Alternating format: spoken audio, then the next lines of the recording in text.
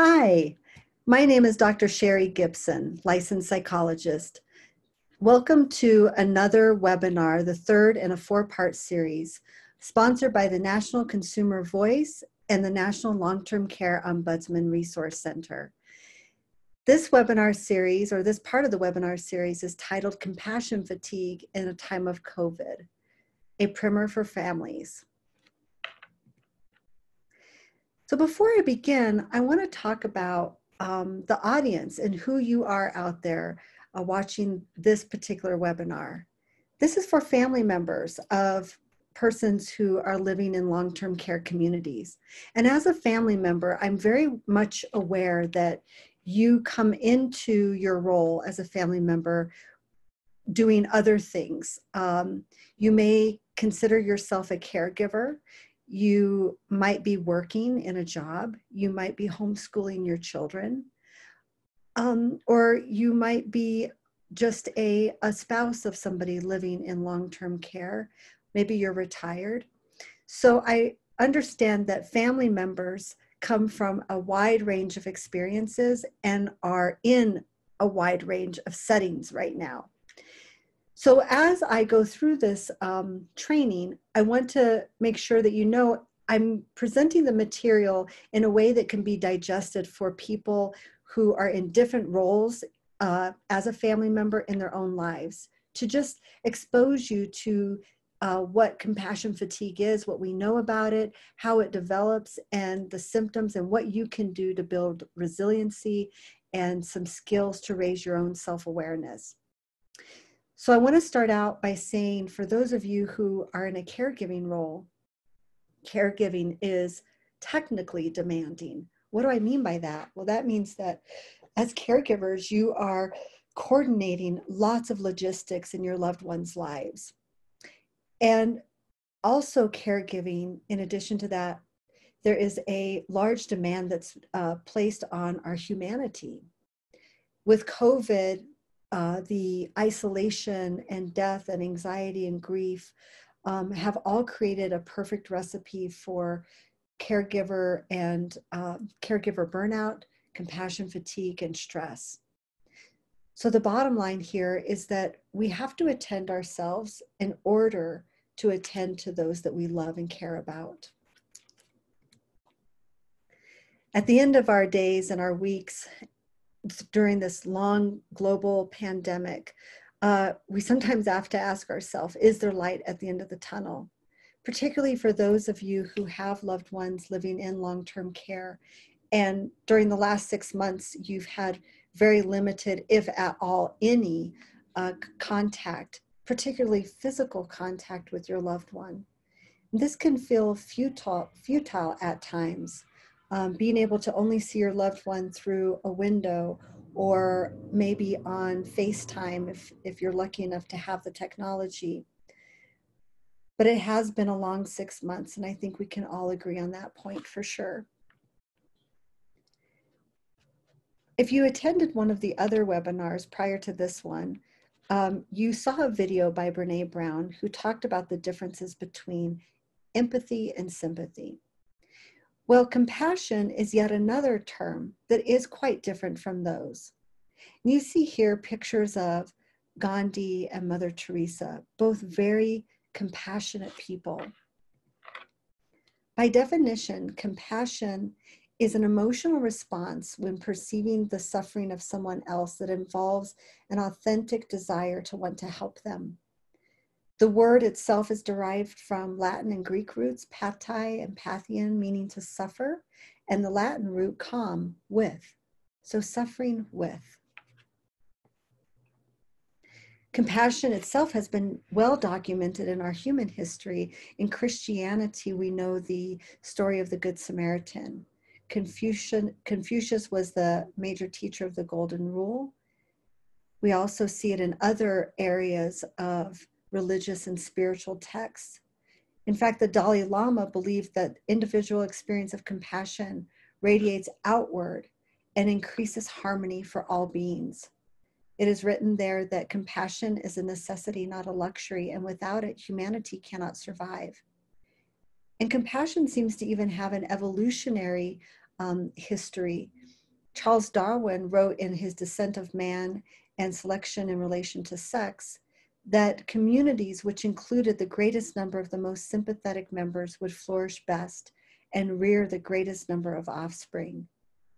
Thereby may not be the survival of the fittest, but survival of the kindest.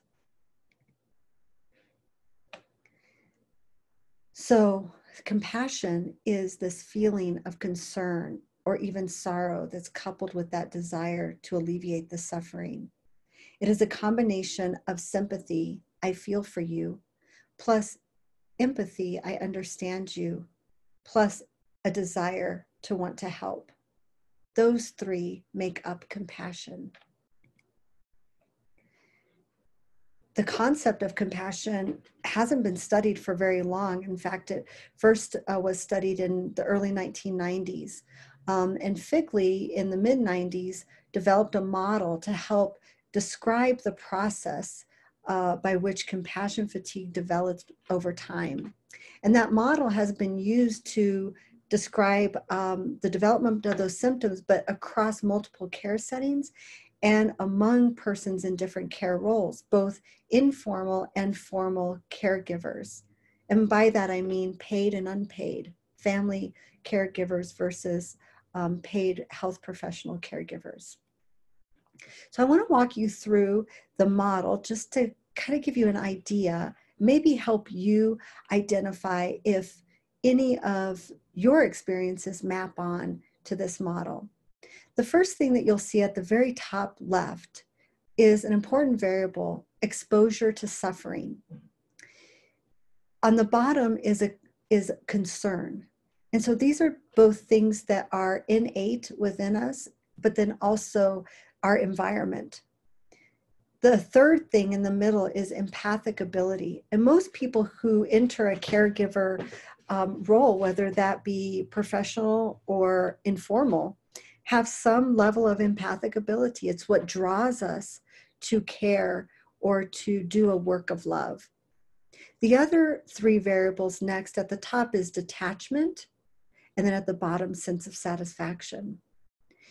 For professional caregivers, we can develop symptoms of compassion fatigue when we don't detach from our caregiving. This is also true for family caregivers who live with their loved ones or the loved one lives with them. If you're unable to detach, that can make us susceptible. Also, when we don't detach, our sense of satisfaction decreases, and those all then combine to have what we call residual compassion stress, leads to residual compassion stress. The other variables involved is prolonged exposure to suffering. So when you are seeing the suffering of people over a long period of time, the chronicity of that, plus if it triggers any prior traumatic memories, those can help develop compassion fatigue. But there's one other variable that is really important, and that's the one on the far right corner, titled Other Life Demands. Whatever role that you're in as a caregiver or as a family member, there are always going to be other life demands, such as financial stressors. Right now, lots of people have lost their jobs. Many people have lost their access to health care because their insurance has been canceled. Families are trying to cobble together ways in which they can homeschool their children. These are considerable life demands that are happening right now, and that add that extra level of strain and stress to an already existing development of compassion fatigue. It's important here that I'm going to be talking about the work environment because there are external and internal factors that also play an important role in how we cope and our own susceptibility to compassion fatigue. For those of you who are out there working, the work environment is crucial. When you have to look at the culture of your work, for example, your organization. What are the regulations, and are there social acceptance and activism that happens within your work environment? Do you feel supported in your work environment? The setting itself can be an important role too, the physical environment. There's been some studies that looked at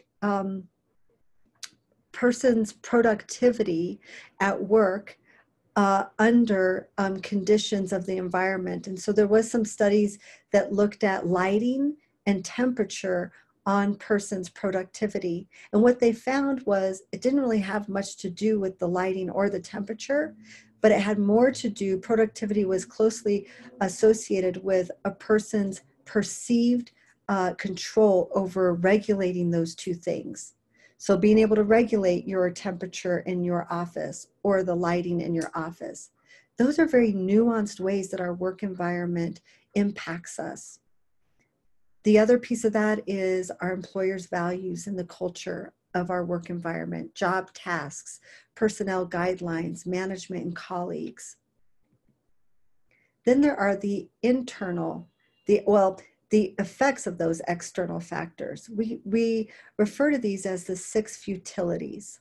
These are the things that can really take a toll on and can add to the erosion of our well-being. Those futilities are our perception of the suffering of others, the care recipient, our loved ones' demands, the institutional demands, for example, in a long-term care community, communication and treatment errors that happen in healthcare settings, particularly at a time now where healthcare has been transformed in ways that we never thought was imaginable. Feelings of inadequacy as both informal and formal caregivers, and the sense that the care that that recipient is receiving isn't benefiting them. Internal factors also have an impact. So having empathy is both a gift and a curse. High empathy enables us to really understand and connect well with people, but it can also challenge our equanimity. Embedded in all of that is our personal history and our personalities. So how do we cope? How are we adaptable? What is our temperament that allows for those things? What's our family and social history? Our personal boundaries interpersonally with others and with our family members. And if we have any unresolved personal trauma. This other piece is overgeneralization. This is something that can happen to all of us where we think that others' experiences are similar to ours. It's a shortcut to try to fix or to help. But in doing that, we forget that everybody's experience is unique to themselves. Even if we're in the same room when something happens under the same conditions, my perception will likely be very different from your perception. So making sure that we don't overgeneralize in that way. There are two things that can happen: burnout and compassion fatigue. These two terms, just like empathy, sympathy, and compassion, are also very different. So let's talk about burnout. Burnout is this gradual physical, mental, emotional erosion that's due to a long-term involvement in some kind of emotionally demanding or unfulfilling situation. Often results in feeling physically or mentally exhausted and drained, feeling hardened or numbed to the job, and feeling that there's no accomplishment or satisfaction in the work. This is the type of thing that happens in all professions, such as banking, engineering. It's the type of thing that can do in an HR department. It happens in lots of professions, but compassion fatigue is somewhat similar, but usually happens in a caregiving or a care setting of some sort, whether that's formal or informal, but when we are helping people, when we are sitting with suffering of people. And the symptoms are similar to burnout, but with compassion fatigue, it comes on really suddenly. the feeling that you have to get out of a situation, if, especially at work. People who work at high compassion stress environments feel the need to actually walk out of their jobs. They might leave their profession altogether. There's an existential and spiritual effect to compassion fatigue in that it translates to this overarching feelings of meaninglessness, worthlessness, and hopelessness. There's a sense of isolation from natural supports and a hypervigilance or fear around their job. The symptoms can often be disconnected from the real cause. So people are very unaware of their own symptoms of compassion fatigue, and it's often recognized by those in relationship to them. So we are unaware of the symptoms, but other people see it in us. And the interesting thing about this, particularly if any of you out there work in a care setting, a healthcare setting, or some kind of professional setting where you are involved with people who have, caregiving needs. What we know about compassion fatigue is that when we see the symptoms in others, we often don't respond compassionately. We respond with irritability or judgment. And so one of the things that I will invite you to do as you're thinking through this topic is to consider your own reaction to people when you recognize the symptoms that are developing in them and how you can approach people with more compassion. So speaking of symptoms, there are some common signs and symptoms that arise in an individual. That includes difficulty with concentrating, with attention, feeling very exhausted. Some people can have nightmares or flashbacks to traumatic memories, especially in the chronicity of suffering, something that we're all experiencing right now through watching 6 months of massive deaths that are happening throughout our country, but particularly we've seen a lot of deaths happening in long-term care communities. So that can translate or manifest itself in our dreams. Overreactions or avoidance to sensory and emotional stimuli, chronic physical ailments such as colds or stomach problems, apathy or anhedonia. Anhedonia is a clinical term, but it essentially means loss of pleasure in pleasant activities. Excessive negativity, blaming others, finger pointing, complaining, compulsive or avoidant behaviors such as substance abuse, overspending, overeating, gambling, problems in our relationships and with intimacy, or just a flat out denial that there's any difficulty or problems. Now you can imagine for people who work in a healthcare setting or work in a long-term care setting, when that happens to professional caregivers, it also reverberates to the organization, to the care of residents. And so it's very important that direct care staff are also made well aware of those symptoms, because what can happen, and whether or not, those of you who are on this call work in a high-touch caring profession, even if you might see this in your own family members, or maybe you will see this in your own workspaces, you can see the reverberations and the behaviors that can affect a whole company when people are fatigued. So some of the symptoms we notice is high absenteeism, staff turnover, outbursts, angry outbursts and aggression, inability to meet deadlines or being disrespectful towards those deadlines, people breaking the company rules, staff feeling inflexible or rigid, resistant to change, an inability for staff to believe that any improvement is possible, excessive complaining, particularly towards management. These are some of the symptoms that you might see in an organization that is really a manifestation of compassion fatigue. There's one big reason why we're susceptible to this, and it has to do with our biology.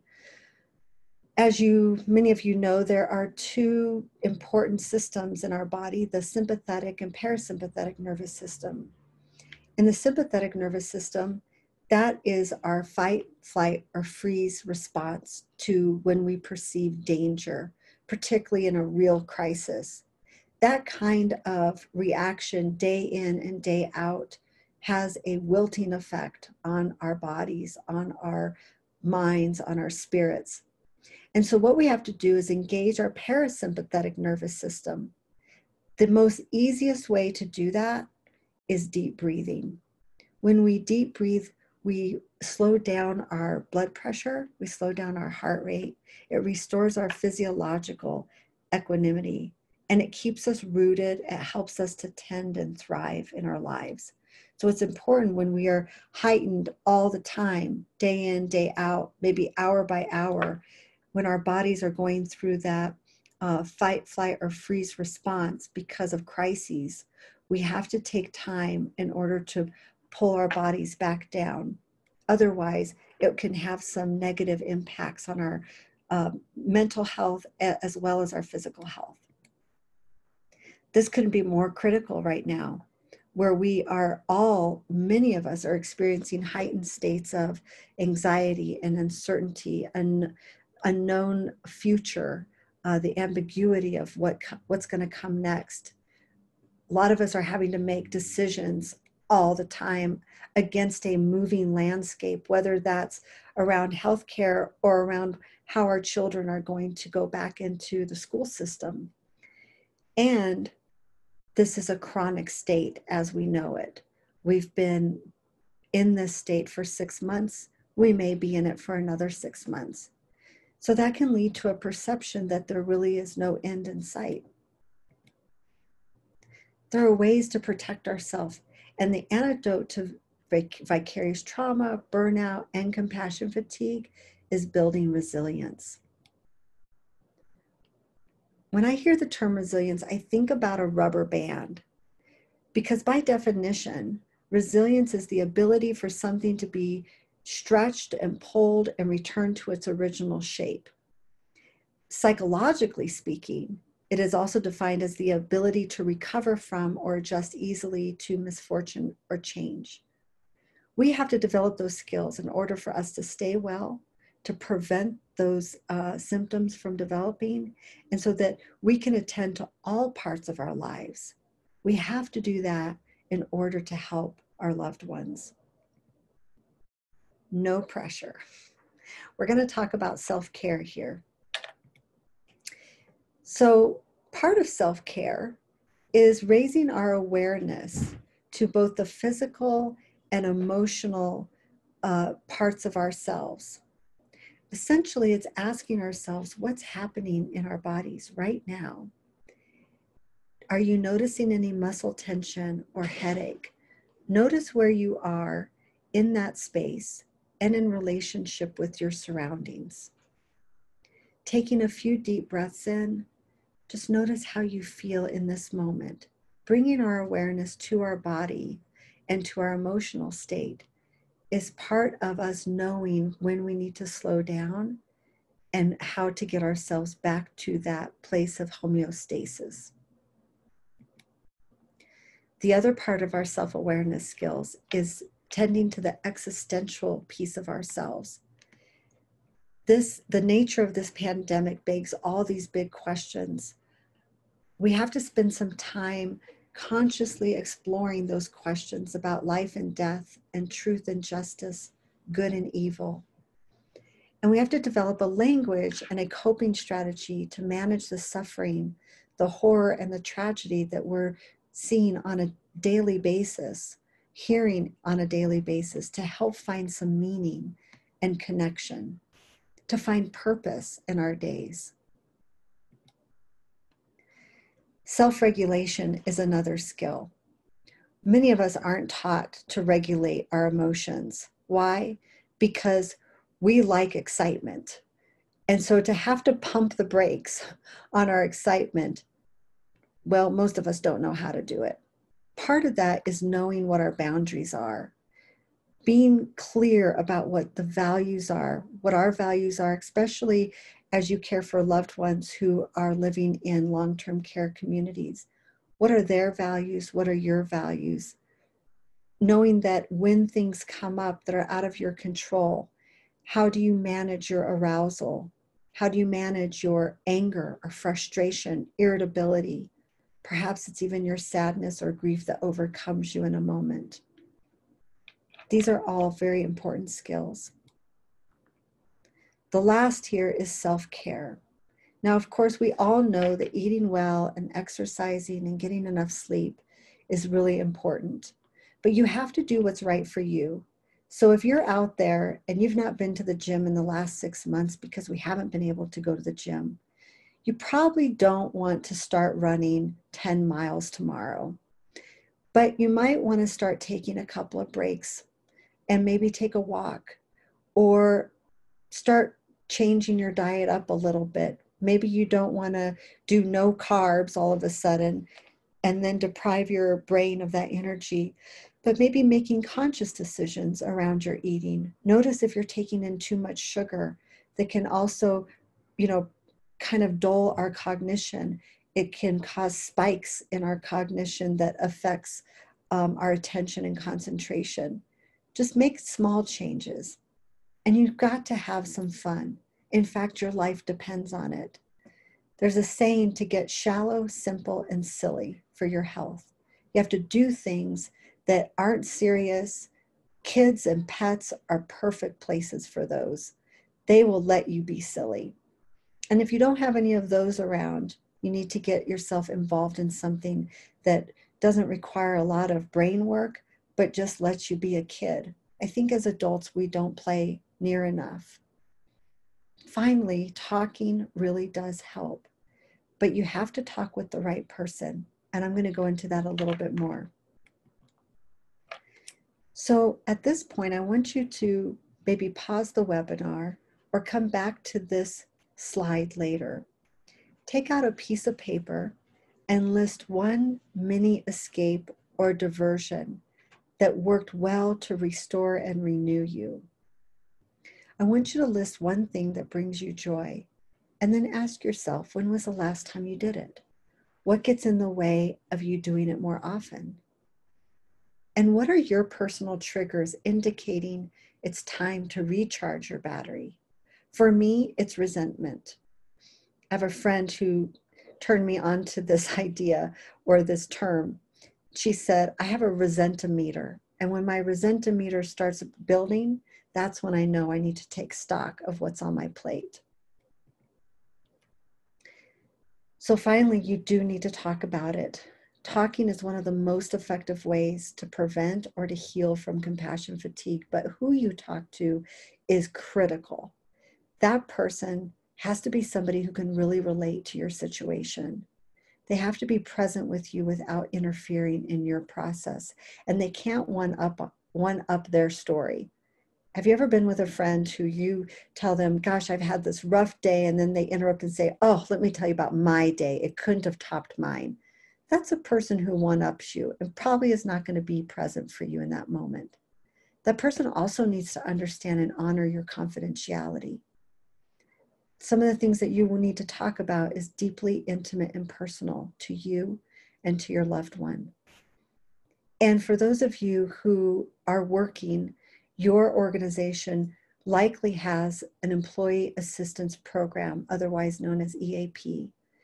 If available to you, I strongly encourage you and invite you to look into your EAP benefits, because most of you, if you are working full-time, will have those benefits, and embedded in that is free counseling sessions.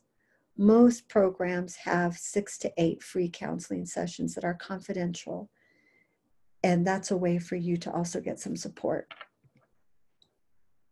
Some final tips. You want to dig where the ground is soft, an old Chinese proverb, meaning avoid those trickiest areas to fix and pick an issue or a problem that you can easily visualize changing or improving. In my own therapy practice, I often ask clients, what's the smallest thing you can do right now that makes the biggest difference? So I pose that question to you. And it may be the smallest thing that you can do today or this week or even this month, maybe even in this hour. Take stock of what's on your plate. Make a list of all the demands that suck up your time and energy and look at that list carefully. What stands out for you? What factors might be contributing to the overflowing of your plate?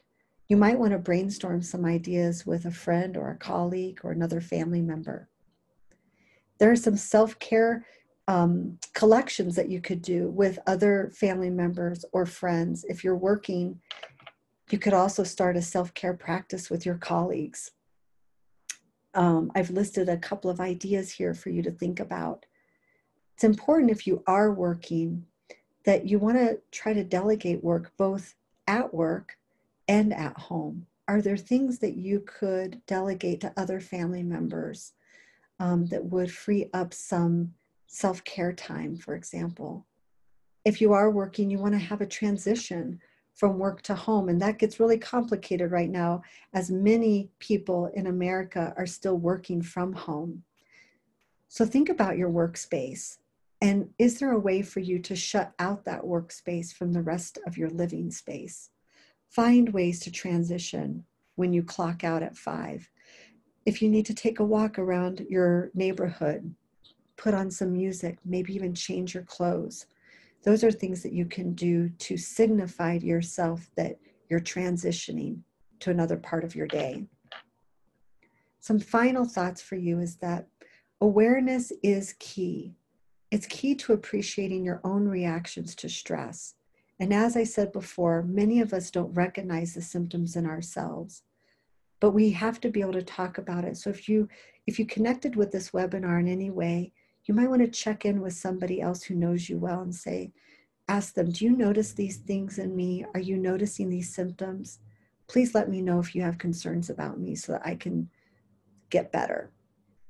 You also want to view others through a lens of curiosity and empathy. Find the compassion in your own approach with those you care about, or even with the staff in the long-term care communities who are caring for your loved ones. They are also battling compassion fatigue. And be sure to utilize key resources to prevent fatigue or intervene when you notice those problems, both in yourself and in others. I've included here a few references for you to consider. One is the Compassion Fatigue Awareness Project, and there's a link here that you can click on. There are lots of free assessment tools that will also be provided attached to this webinar, but you can go there, get lots of reading, some tools to help you. I've also included resources for both the National Consumer Voice and the National Long-Term Care Ombudsman Resource Center. You can access all of their materials on person-centered care, trauma-informed care. They also have some great tips on self-care. And you can reach them through social media, both Facebook, Twitter, and I've included their websites. I want to thank you again for joining us and wish you all a very good day wherever you are, whatever you're doing. Thanks again, and we'll see you next time.